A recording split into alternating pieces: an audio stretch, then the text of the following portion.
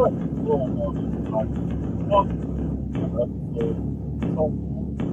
episode. Me here, Sean, Puff Comics 83, and my compadre, Varangian Vigilante, and we are here to talk American Shaolin from 1991. You hear the music, that's the theme song of the movie, and whoo, man, this was an experience revisiting this movie because this was the era of, especially like after Karate Kid, we had a lot of action movies or like movies that had a theme of learning discipline and kung fu and growing from it.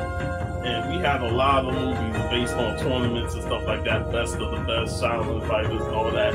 So it was great revisiting this movie, and I'm glad you brought it up because you had an experience with the poor copy of the video you got last week. Yes, I absolutely love this movie. Ever since I was a teenager, this movie had such a big impact on me. Back in the day when I was, must have been like 15, 16 or something, I saw it in free TV. And this movie inspired me because I was really able to get so much out of it. All this, you have to really work hard to follow your dreams, and you shouldn't lose your own arrogance, and it's just so inspirational. So of course, when it came out on DVD, first thing I bought it, and like a few weeks ago there was a pre-order. It's like, oh, it's finally out on Blu-ray in Germany. So I pre-ordered it and I got it, actually nice edition. It's like, oh, there's no bonus material on it, but at least the movie's on Blu-ray. And then the Blu-ray was such a fucking shitty upscale of the DVD. Like a lot of people, like I really complained that I was not the only one who actually sent it back because I don't have a problem like to buy an upscale on Blu-ray for 10, 15 bucks, but like for a collector's edition to release something like that is a slap in the face of the customer. And I'm very happy that I'm not the only one who says like, nope, we're gonna send this shit back. However, it's like, this movie is awesome. So hey Rich, so it's really still it's on Amazon Prime. I still have it on DVD. Like I said, it's also on YouTube. I really hope that one of the better subculture labels, maybe like Arrow or like Blue Underground, anything, like gonna pick it up and give it finally a worthy remaster, because this movie deserves it. And it's strange because there's so many other movies that came out in the area martial arts wise that got fantastic remastered edition, like in a really acceptable, at least, quality. So it's strange why American Shaolin, despite I have learned how many people love it, because so many people complained about the quality of the Blu-ray, that movie that is actually like a rather big following still only has a DVD worthy release. That's a shame because when you sold that collection last week, I was like, man, that's a sweet looking cover. I mean, I had to use that cover for the thumbnail. Yeah. It's iconic, exactly. But then the disappointment when you said it was crap. Yeah. It's like, and we talked about this before, poor transfers, poor upscale, and you charging a ton of money, like $35, $40 for a cheap edition. I'm like, come on. Yeah. It's I don't have a problem spending money for a movie that I love, but then I also really want perfect quality. And especially like in times like these where like prices go up, but somehow like our wages not so much. That we really have to send a signal, to the publishers. It's like, if you release something, give us quality. And if you don't have the master, if you don't have the skills to remaster like the master, then just release it like in a keep case and an upscale. Like release it on DVD, release it on Blu-ray. Say it's like it's not HD. It's fine. Like we're spending a little bit of money on that because we are that crazy. But when you put out a collector's edition, please also put in like the work, put in the quality, and then also like make some bonus material. Exactly. I was about to say that. Like because I watched the feature on Where Are They Now of the cast, on YouTube, and when you said there's no bonus features, I'm like, the fuck? Why is that on YouTube and not on the bonus features that Blu-ray? It's crazy. And nothing makes me more upset than buying a collector's edition and they got no bonus features. Like, what's the fucking point of calling it a collector's edition? Exactly, yeah. And especially, But anyway, like, this movie is so much fun, and it's definitely in the vein of like the Karate Kid and other tournament movies. Even though the tournament is not a focus, it's more of the growth and becoming a better person through Buddhism, through the Shaolin monks. But there's a beginning fight and there's an end fight, and it all revolves around one character that humiliates Drew, and that's Trevor. Beginning of the movie, Drew, under the tutelage of his master, at the time, who I still call Uncle Benny from Beavis But Before. That's who he'll always be to me. Yeah, portrayed by the late great Kim Chan. Yes, and they was going through the tournament and stuff until he met Trevor. And Trevor is the ultimate jock of martial arts movies. Complete douchebag. Yeah. But you can't deny, like, he has skills, but he used shady tactics. Exactly. And he humiliates Drew. And I like how before they locked up, you saw the crowd and all that stuff, and then all of a sudden it went to an empty arena, like the Saddle Realm. and they had this fight and stuff, and then by the time it ended, Trevor ripped his pants off and humiliated him, and then next he looks around, the crowd is there. I'm like, that was pretty cool. Oh yeah, Rich. I think it's his first movie. Could be. I also like, hey, I know this guy from Hellboy. I thought that was a pretty cool effect of showing that fight. Just like have them vanish into the Saddle Realm and they do this combat, and then at the end, the people did witness what it is. Absolutely. I absolutely love the start of this movie. Like you mentioned, it has a tournament aspect, but the tournament is like in the background. You have like a tournament like the beginning and the end, but it's like really just the starter and the finale. This movie, the beginning basically is what would have happened if Daniel would have lost in Karate Kid, like the tournament. And if Miyagi would turn out that he actually said, like, actually, I don't have the skill to teach you. Because in this movie, Master Kwan, who is portrayed by the late great Kim Chan, after he lost, he said to his pupil, he said to Chu, it's also my fault because I'm not actually Shaolin monk. Like, I lied to you.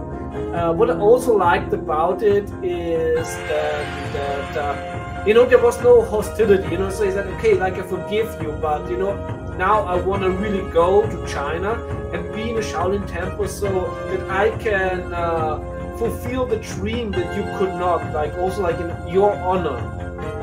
And this is basically how it started. It's like he got humiliated in the tournament, and then he found out that his master actually is not a Shaolin monk. So he said that now he's gonna travel there and he's gonna enter the Shaolin monastery. Hey, Rich, I put the link. It's on YouTube, so I put the link in the description. So check it out if you can't find it anywhere. Or it's also on, if you have Amazon Prime, it should be also on Amazon Prime. Yeah. But I love how the master told him the truth. Was honest with him, and when he said that. When Drew said, I'm going to go to Shaolin and become a monk, the master was willing to pay. Like, I'll pay for your flight, and stuff like that. But Daniel was like, nah, I got this, Yeah. So it was a pretty good conversation, to really set the tone for his journey, for what he was about to go through. Yeah. Now, when he gets to Shaolin, the movie has typical American tropes. The American goes to a foreign land and acts like a douchebag in some way. He just walks into the Shaolin temple while they doing their whole Buddhism. He just started talking. I was like, oh man, that's disrespectful. Yeah. What I really like about what the movie portrays, and you can truly see that the writer Keith W. Strandberg, like he has a lot of knowledge about Chinese history and everything. I mean, first off, it's like it's amazing that they were able to shoot in China. Yeah. And so when you see the Shaolin temples, it was actually like an accumulation of different temples, because the temples were not so big, so they wanted to portray like the illusion that the temples were bigger, so they shot in different temples. And what the movie portrays so well is, as you can see, that the Shaolin monks are not having like the best reputation within the community. Which is, of course, part to that, you know, when the communists took over in China, they, as communists, were very much anti-religion, so they did not like forbade the Shaolin monks, but they basically really outcast them. So it was actually like not very, like you didn't have like a really good reputation when you joined the Shaolin temple. Yeah, there's a lot of disrespect towards them, you know, yes. especially, you know, on the street level. And this is like a very good portrayal of like the times that were. You know, later when China opened up a little bit until sadly a few years ago like closed again, they became more aware of the history, and they tried to also market the history, you know, and movies like these were actually one of the reasons why the Shaolin monks became a better reputation again, because the Chinese saw, hey, actually there's like an international interest in our history, like in our monks, so actually we can monetize this and we can also use this for propaganda. So movies like these are actually the reason why the Shaolin monks became more popular again. Plus, they have such a unique look. You know, the bald look, the pattern, and the clothes, and the common nature of the monks. You know, they're not the type to engage in combat. They avoid combat unless they're pushed into it, and we see this later on in the film when we talk about the specific character. But one thing I do love is that they didn't accept truth, and yet he was still willing to commit to try and get in, and he sat outside the temple for pretty much days. Yes. And he actually started to become one with life around the temple. Yeah, it was like a test of humility, and this was how he gained the respect, and how later when they took on new pupils, they said, you also come in because you proved yourself that you're not just coming here because you read a cool article about us. No, you really came here because you really want it. And I love the introduction to the master there. Yes. The master was sweeping up in the temple, and he just thought he was like a janitor and stuff like that. You know, come find out later on when he was sitting outside the temple, the master walked by with his people and asked them, you know, what are you really here for? You know, and he gave them that speech, and he told them about how sitting outside the temple, you know, he started to become a part of the life around it. You know, they sold the pigeon early on while it was raining. You know, was with him, and how fantastic shot. That was really good. Like, it really showed. Right there was a little character growth from being a little bit of a jerk when he went inside the temple to actually saying, you know what, I'm determined. I'm gonna sit here all day and night and until they let me in, and then it feels peaceful. You know, I'm learning how to interact with the environment. And that shows a lot of growth right there in that scene. Yeah. This is also what I love about this movie. I think it has such a good pacing.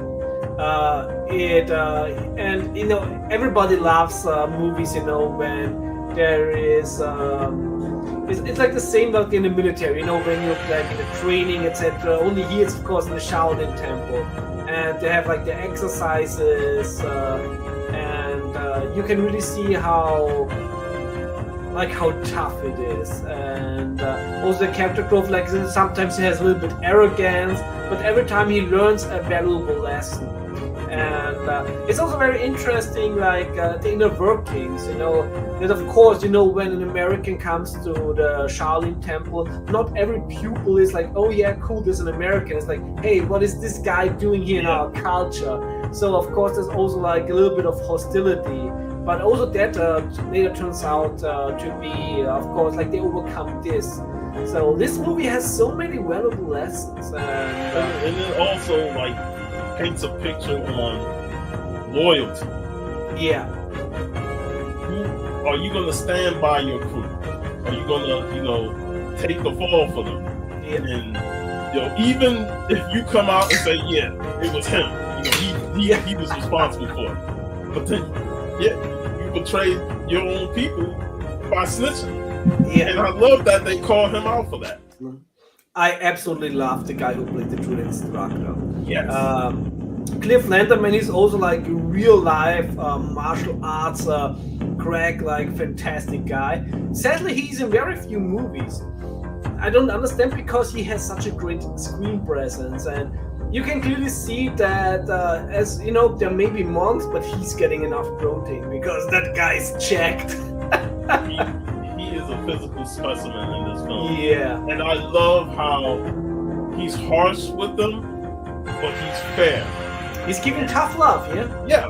And you know, like he's not gonna let stupidity, run by him. But as the movie progresses, you see him start to care more about the students. Yeah. And I love that, because those are his students, those are who he's training. Yeah. But you I love to the give them scene. that tough love. Yeah, I love the scene, when they let the new pupils out for the weekend, and immediately, there was like a misunderstanding, and the fight came out with like local,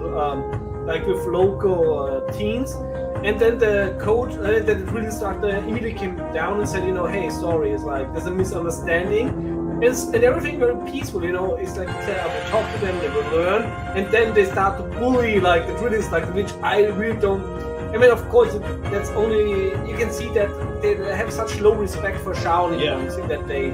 Because otherwise, I think it's like, I wouldn't bully that guy. No. And the way he took him out was very creative. Yes. And also, we can see it's like he didn't try to hurt anybody, but he also taught them a lesson. Yes. I will say, Drew started that whole thing. Yeah. Without looking at the girl in the face, he thought, he could just come up, I know it's you, and then it's somebody else, and now you done started a whole war with other teenagers. Classic mistake is like, when you think they look old as it's crazy. And that comes to what we were saying backstage about the love angle. Like do a little love story in here with one of the characters, I forgot her name, but I think it's Honestly, yeah, something like that. Yeah. That's an actor, actually, but she befriends him. When he first gets to Shaolin, and she shows him where the temple is. Yeah, it's a very shoehorned love story. Like basically, I mean, how she starts off riding the bike, and the next you know he's riding it. I'm like, what? How he get that free pass? They're definitely shoehorning on that. Yeah, it's like, oh yeah, we have to have some sort of laughing. But the thing is, they did spend so much energy in it, so it's not annoying. Yeah, it was only like maybe 2-3 scenes at best. Yeah, and also like in the end, it's like the tournament is like when did you become like? just so Trevor could put his hands on her. Yeah, so like but it's like it doesn't hurt. It's like you can really see. It's like, oh yeah, it has to be there. But I mean, it was there for the fight there on the street, and then for the fight at the school, which led to the getting in trouble with the police and the ladies who ran the school. Yeah. Yeah, and she was. I will say, like, as an American, I will not try to get in trouble in foreign country at all. I'm trying to keep a straight face. I'm trying to stay focused. I do not want to get in trouble because you don't know what they can do to you. Especially in a totalitarian dictatorship like a communist regime. I still remember the story of the guy who got lashed in Singapore for breaking car glasses. Oh yeah. Yeah, I'm like, man, they could have straight murked your ass. Yeah, it's you don't want to get into one of these jails.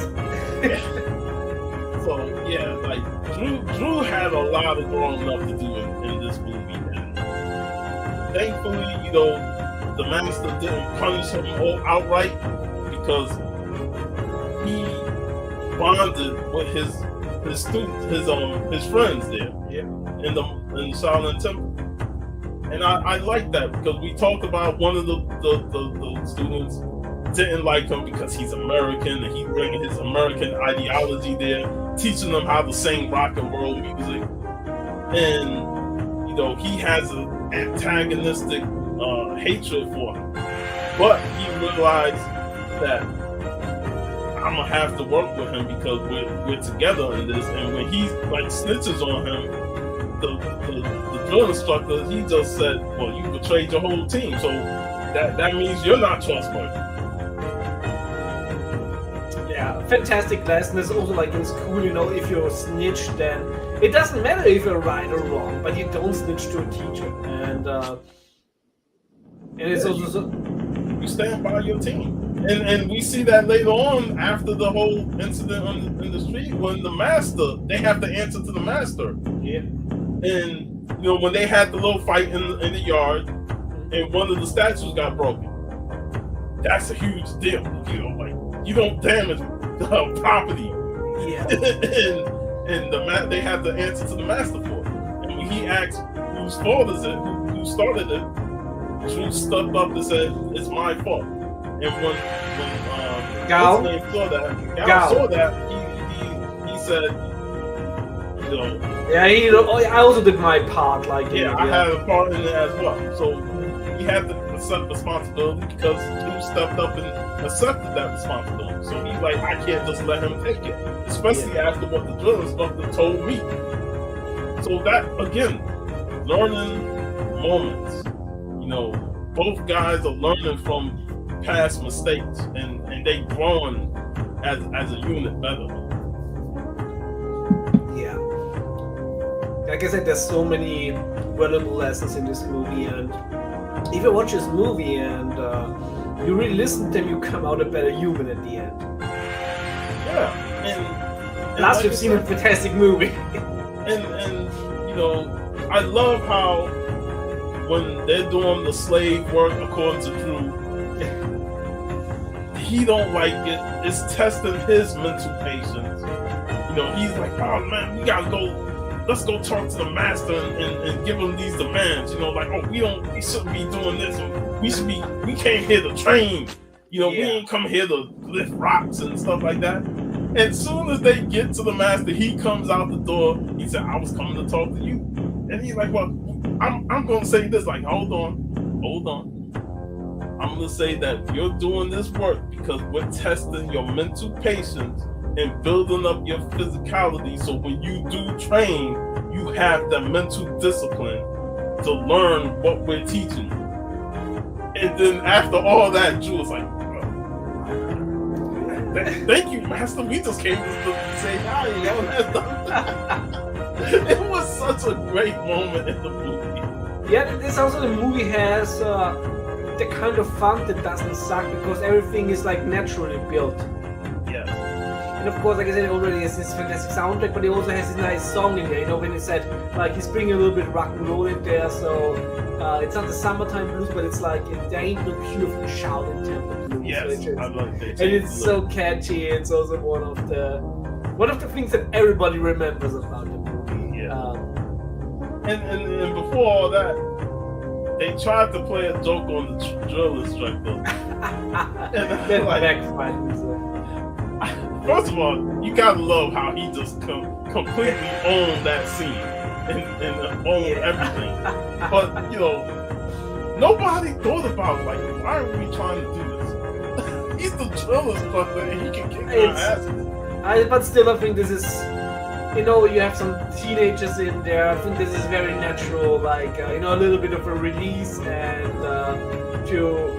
you know, it doesn't matter how, you know, fatherful you're, like, how much in the end you like the drill instructor, still the drill instructor, and you want to get a little bit back. It's the same, you know, it's, you know, when I was in the military, like, you knew you would get in trouble if you do certain things, and but it's worth it. Like, you know, I remember once we had an officer that is a huge volleyball fan, and back in the day I didn't consider volleyball a manly sport.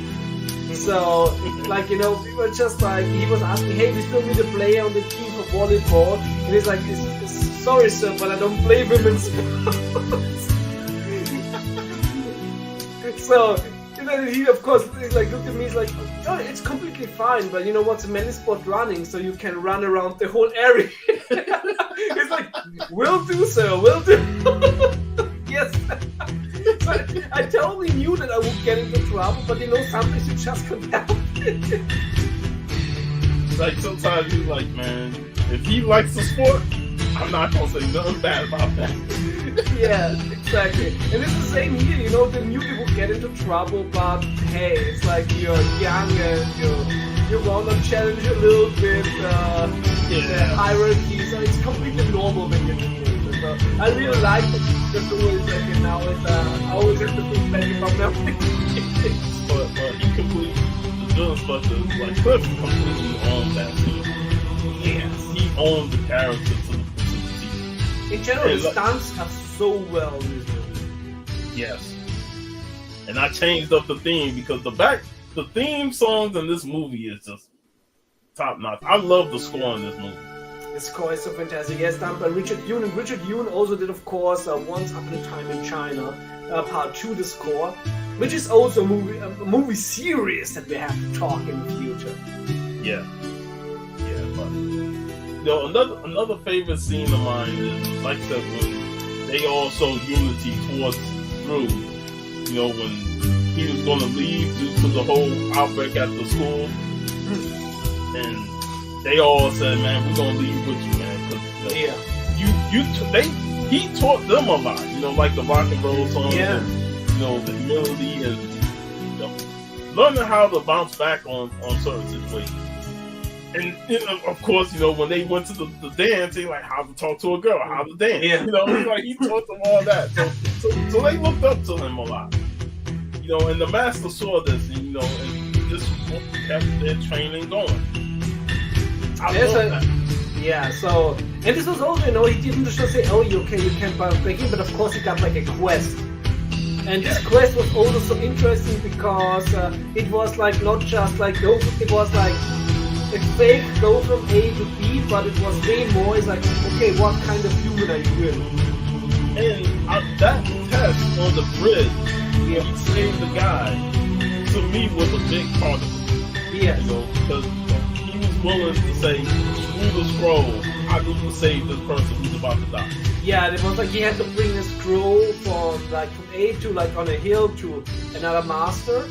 But I really think they staged this thing. Yeah, they staged it. That's why I said it was a part of the test. Yeah, part of it. So he was like on the bridge, and there was like family he didn't want to go past by, and then he was like falling off the cliff, and Chu helped him. While of course the scroll was like also at risk, and then the task was, you know, whatever happens, the scroll is the most important thing and not allowed to lose it. And of course, in that moment, you know, the scroll, it was like, fuck the scroll, I have to save a life. And this was like the lesson, like, oh, you chose the right path. And he already had the scroll. The master had the scroll. He broke it in half. I'm like, and that showed that he loved, because they wanted to test his mental resolve on losing the scroll. Yeah. Because remember, the master told him, you lose the scroll, don't even bother coming back to Shaolin. Yes. So it was like, fuck, I lost the scroll. You know, what are you gonna do? He probably could have panicked and stuff. But he said, I'm gonna just go to the master that I'm supposed to meet and say, I have to save a life. And while saving that life, the scroll fell off into the river. And he took full responsibility. Yeah. And again, you know, it's character growth. You know, because any of us would have panicked in that situation. He lost the scroll, like, don't bother coming back. I'm like, oh, yeah, what was that? But, though, he went there with honesty and humility, and he gained more knowledge from that master. And that's the best. It is also, like I said, it's also such a valuable lesson, because this is also something that I really integrated into my daily life. You know, after school, when I started my first job, of course, everybody makes mistakes. And it was like always, you know, when I make a mistake, it was like, hey, I did a mistake. And I always communicate very honestly. So that always really helped. Because, okay, now we know the situation, now we can work on it. So also, every time, you know, if you make a mistake, don't try to hide it. Don't try to lie about it. Just, you know, just say it. It's like, you know, because then you can work with it. Otherwise, first of all, it's gonna eat you from the inside. If you're a decent human being, and I hope everybody's a decent human being. And the other thing is also, if anything comes up, it's gonna be worse than before. Exactly. You know, and he learned from that, and it excelled his training even more. And one thing that these movies cannot have, they got to have actually, is training montage. The best. The best. Like punching hot, cold, going through their training sessions. You cannot have a movie like this and not have training montage. Yes, and as you can see with the killer soundtrack in the background, it makes you really feel good. It really makes you, you know, proactive. Like you want to go out there, you want to train yourself. It's so motivating. It's a perfect feel good movie. And go ahead. Yeah, I would even have, like, I even say it's like along with The Last Dragon, I think it's maybe one of the best feel good martial arts movies. Yes. Like, no, when the movie grows on you and makes you feel good towards the end, even at the end has a feel good moment. You know? And that, again, it's a lost art when it comes to a lot of these modern movies. Yeah. Like, they don't produce movies that make you stand up like, yes, you know, you're feeling euphoric, you know, over the success of these characters. You know, and watching Best of the Best again, that had me feeling like that. You know, especially towards the end, you know, when he won the tournament and he's helping up the guys, and it's like, man, where are these movies today, man? Like, I got to find these in the past. You know, all the movies we watched growing up on TV. It really feels like with modern movies that they were all done with a sense of pessimism. And they're totally lacking any optimistic outcome in the end. You know, maybe it's the young generation who are just have a very pessimistic view about the future. While, you know, when we grew up, I mean, you know, things are not always perfect, but there was always like the promise of, you know, things will turn out good if we do the right things. Yeah. And this was something we lost at the end of the 90s, you know, we talked about, like in the 90s, you know, the world was not perfect. There were like a lot of problems and everything. But we always had this feeling, you know, with the new millennium, that there's greater things ahead. And I feel like social media really changed a lot. You know, like it's great for bringing us together. Yeah. But at the same time, now you got a lot of different opinions and negative opinions and stuff, and it kind of just shift everything from feel good moments to like, oh, I don't like this, you know. Oh, they changing this, and then everybody being negative about it. We didn't have that growing up. Yeah, it always feels like nowadays, you know, that people are like building up big blocks of anger. You know, one says like, oh, you don't like this, I'm gonna make it even worse. And it's like, hey, if you're gonna make it even worse, even dislike it even more. And look at the scene when the school teachers and the police wanted Drew gone. Yeah. Like they were adamant on getting rid of him.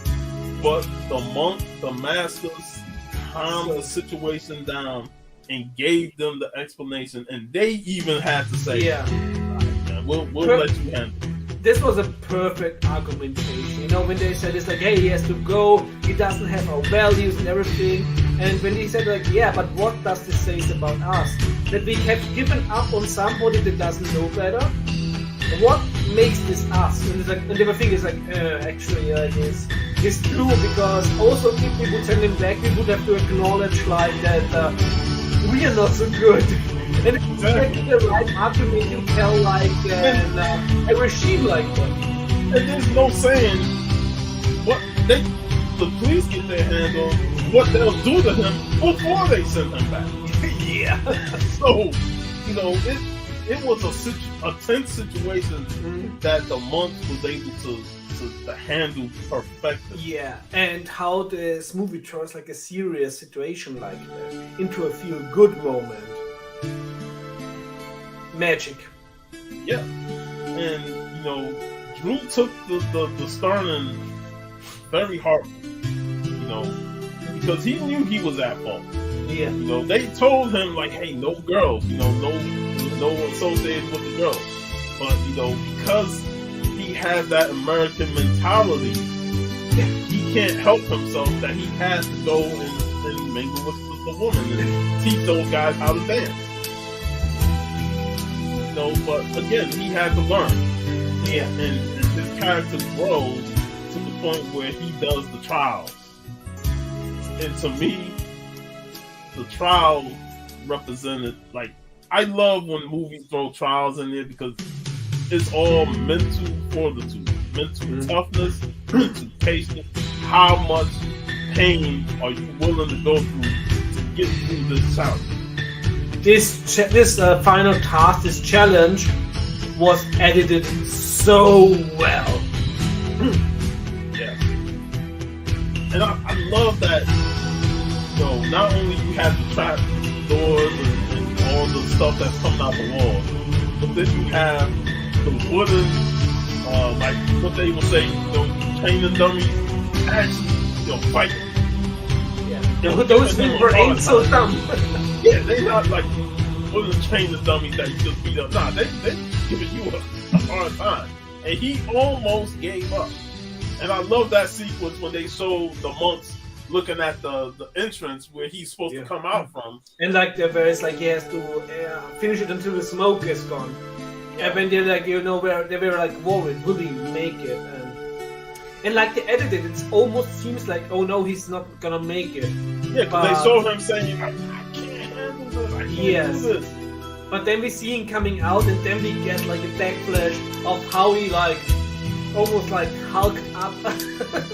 He had to, and that's the mental stamina that is embedded in you from the training, from the slave work they were doing. Like they built him up for this moment. Like, can you withstand this type of punishment to make it through?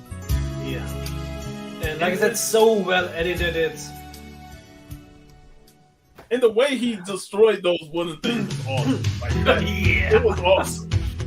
You know, and when he came through, before they even showed it, I was like, oh, I hope they showed it, man. They showed it, and but it was so well choreographed, so well done. It's like, once again, it's a big fist moment. Yeah. So, because again, you need these type of moments to build character. Exactly, and it's like, this movie just builds character each scene. And it's so good because, like I said, it was such a like a powerful moment. Like, and then it's like, but we're not done because we still have a tournament to attend to, and we're gonna see the villain from the beginning again. Yeah, because the funny thing is when he said we're going to judge it, so he wasn't participating in the tournament. Yeah, it was Gao who was in this as the chosen one from the Shaolin temple. And when they get there, and Trevor comes through, it's this big scene, you know. Like, at first he's looked at Trevor looks at him, Yeah. And they're like, You? Like, oh, so you disappeared and now you went all monk? and instant douchebag. It's like, yeah. I'm glad we saw him at the beginning and we saw him at the end, because we knew as soon as the master said we're going to do a tournament, that this was going to come in. Yeah. And I like revenge time. And at first, like you said, Gao was the representative for the monks in the tournament. And I like how Drew told him, watch him, he's shady. Yeah. And, it was a competitive fight until Trevor dug in his bag of tricks to get the advantage. And then once he realized that Drew was the one that he really wanted, he started beating up Gao even more to push Drew. He was like, I want you, and which is very crazy how this worked with tournament rules. I was like, what the fuck, man? Yeah, but I mean, you don't need to just go with it. It's like it's completely fine. But then of course, Teresa, I'm bigger than this now. I'm not gonna fight you. And I love that he told the master, I'm not doing this for personal matter. Yeah. Which shows again growth. Because anybody with the mindset of this guy, you want to go in there and kick his ass. Yes. But he was composed, calm, and he's like, I'm not going to engage. Yeah. It wasn't until he kept beating up Gao that he said, man, I got to step in. And the master gave him his blessing. Yeah. This is like, there's a time for everything, and this is the time now to teach him a lesson. Yeah.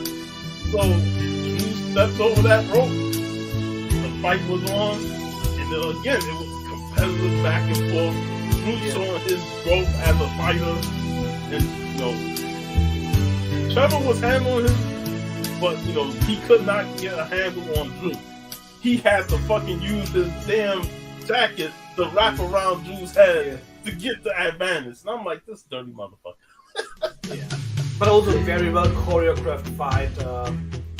Did it really well. And also then of course Drew fights back and he beats the odds and beats him. And that's also really the first time he's fair and want to give him a hand. And then Trevor being an asshole again and trying to fight back. So the fight goes on a little longer. Very well planned, and then he finally beats him, and he still was like giving him his hand. It's like, awesome. Hey, Bronze Age Brian. One of the master of AOKs. Yes, Bronze Age Brian, man, awesome to hang out with him, and thanks for showing up on the screen. We're talking American Shaolin, and one of the best feel-good movies with a great message in it. And that final fight, again, it shows Drew's character, bro. No matter how much of a douchebag Trevor is, Drew's like, I'm gonna extend my hand and pick you up. Yeah. After the first time, when Trevor still did his dirty tactics, Drew was like, I beat you. I'm still going to extend my hand to hold you up. We need movies like these again. Yes.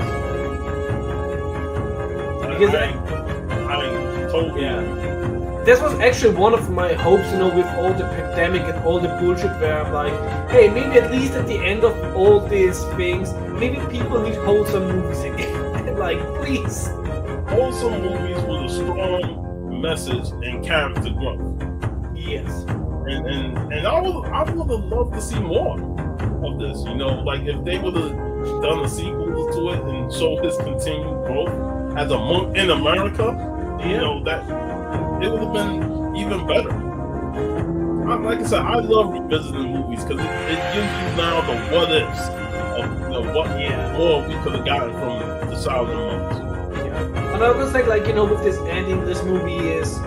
It really is a perfect rhyme, from the beginning you get really the conclusion at the end, so everything fits so well together. outside of the little forced love. Yeah, the laugh. The first. But again, that's like maybe 15 minutes of the movie. So It was all about Shaolin, and which was so interesting because the writer Keith Strandberg, who of course also wrote other fantastic martial arts movies like No Retreat, No Surrender with Jean-Claude Van Damme, where Van Damme was still the villain, and he's like, of course, like a big fan. And this movie is also a little bit based on his experiences. Because he was working hard to do martial art movies and to work with people together from China, which of course, like, he really felt like also this character coming there. Only he did it a little bit better in the beginning because he was able to speak Chinese. And when he first asked, the people declined it, and then he started to speak Chinese to them. And said, "Oh, okay, let's talk about it." That's a pretty awesome story. We gotta talk No Retreat, No Surrender. Absolutely. I remember from the time and this is after Jean-Claude blew up and was already famous. I watched No Retreat, No Surrender. Damn, the bad guy. The bad guy, yeah. Same here, also watching, I think, on TV. I think it was a weekend when I and my cousin, like, we visited my uncle, and then it was on TV, and it's like, hey, Jean-Claude Van Damme is like, bad guy. It's almost as weird as when I was watching the Breaking movies, and he was in that, as a dancer. Yeah. But definitely we gotta talk that movie, man. But again, American Shaolin, great movie, great message, great discipline and mental toughness, and something that is sorely lacking in a lot of today's mental mindset. Maybe we need to go to Shaolin and become monks, and maybe, learn the mental discipline, because a lot of it is lacking. Yes, absolutely, and like I said, we need a little bit more wholesomeness. Also, one of my resolutions for this year is like to be more calm in certain situations and not curse everything. Of course, I'm gonna curse a shitload. But I'm trying to be more just in my curses. Well, the sad thing is, because of the whole internet laws you're going through with YouTube,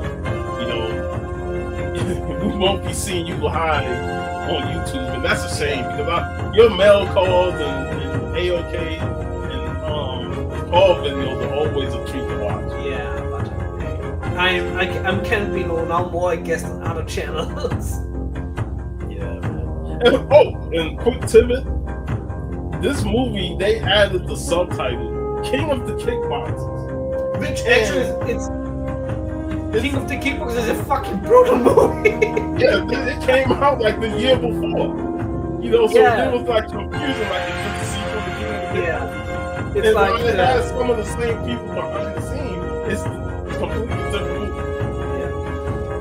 It's also thinking because King of the Kickboxers is by the same director, Lucas Lowy, which is also weird because I talked with a friend of mine who is a film journalist, and we also talked about this movie because he asked me, like, is the Blu-ray really that bad? And then he told me that the director, Lucas Lowy, nobody knows where he's like lost, so nobody knows if he's alive or dead. But I couldn't find anything online about it. Hey, he is right about that first monk haircut. Yeah. They pulled out that razor, cut a whole line through his head. You completely know. Yeah, man. But hopefully we do some more kung fu flicks, because we love kung fu flicks.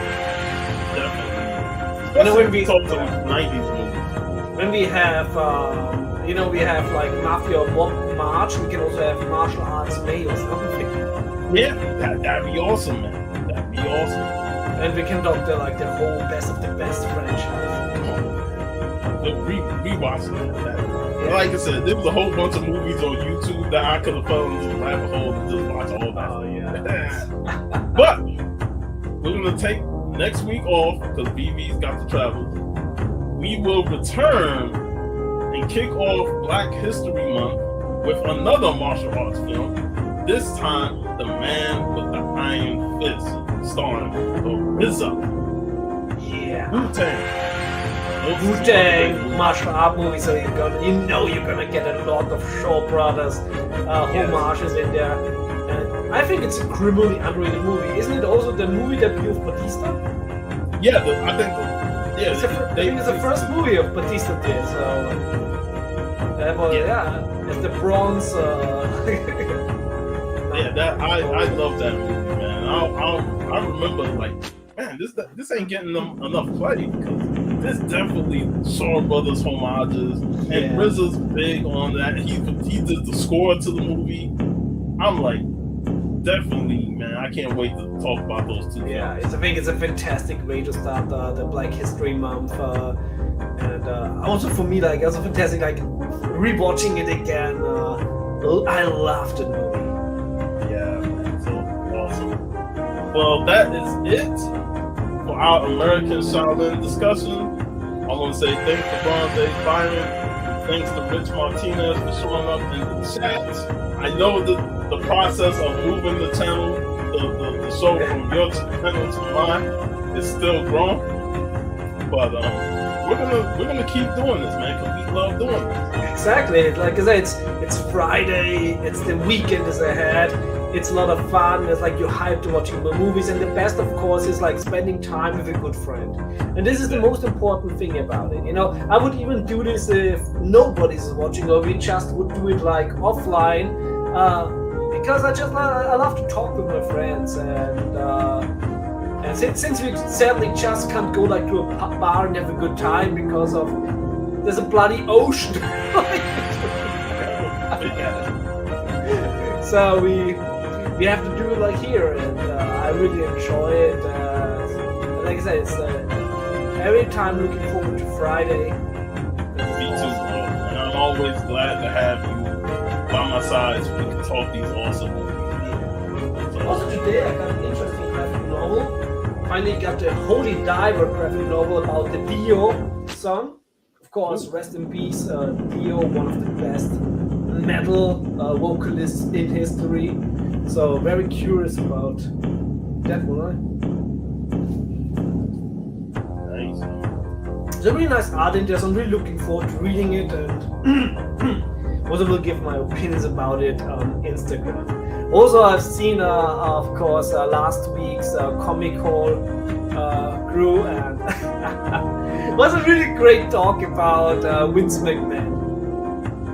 Yeah, we could have went on longer, but it was just the three of us. So X ain't really had much to say because he ain't watched wrestling. Yeah. But yeah, awesome stuff, man. We definitely look forward to doing another show. I think the start of next month. Nice, yeah. But actually, personally, I have to say, even though I don't watch like modern wrestling, it's just such a fucking Vince McMahon thing to do, and I'm very happy he did it, because if he wouldn't have done it, I was like, this is not something that what happened to Vince McMahon. This is not something he would do. And also, I just want to say, rest in peace to Jay Briscoe, one half of the Briscoe brothers. Man, their matches on Ring of Honor and the independent circuit was fantastic. Man. I remember when I first watching their stuff, and I was like, man, this is an epic tag team wrestling. I think it was a car accident. Yeah, it's a car accident. I'm praying for his daughters because they were in there, and I think they were getting surgery. And, praying for them. But it sucks that we lost another wrestler in that way. Exactly. It's always sad to lose like a great entertainer, but it's even more sad to lose a father to do daughters. Yeah. So we'll be off next week, and we'll return with the Man with the Iron Fist. So with BV, this is your boy Sean, Puff Comics. We are signing out, y'all. Have a great weekend.